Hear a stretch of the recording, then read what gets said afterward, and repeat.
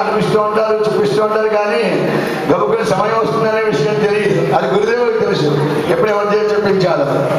అంచేత మామూలుగా మంత్రం చదవడం ఏంటో గురుదేవుడికి తెలియదేమో అని మనం మామూలుగా అనుకుంటాం, చెప్తూ ఉంటాం. సాధారణంగా మంత్రం రాదేమో అనుకుంటాం, కానీ వారికి రానిది కానీ తెలియనిది కానీ ఏముండదు. అవన్నీ కూడా మనకే.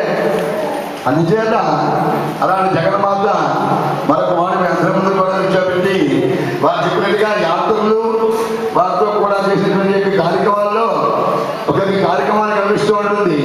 ఓహో, మనం వీటిని మధ్యన వేలాడుతున్నాం కనుక వీటిని మనం తగ్గించుకోవాలి అనేటువంటి విషయాన్ని ఎప్పటికప్పుడు ఇందాక అక్కయ్య గారు చెప్పినట్టుగా మనలో ఉండేటువంటి దోషాలన్నీ కూడా మనం ఉపన్యాసంలో కానీ ప్రవచనంలో కానీ అందరికీ సంబంధించి ఉంటుంది, కానీ ఏ ఒక్కరునే కాదు, అందరిలో అనేక రకాలైన దోషములు అనేటువంటివి తెలిసి తెలియక మనస్సు ద్వారా జరుగుతూ ఉంటాయి. అవి ఇప్పటివరకు కూడా చేసుకున్నా, ప్రక్షాళన చేసుకున్నా, చేసుకోకపోయినా ఈ పైనైనా సరే మరి ప్రక్షాళన చేసుకుని సిద్ధంగా ఉండండి. చక్కగా అనే విషయాన్ని తెలియజేయడం కోసం మనం వినిపిస్తూ ఉంటారేమో. వాళ్ళ చేతి వెళ్ళడమే కాదు, నీ నోటి ద్వారా కూడా నువ్వు తెలుసుకుని దాని ద్వారా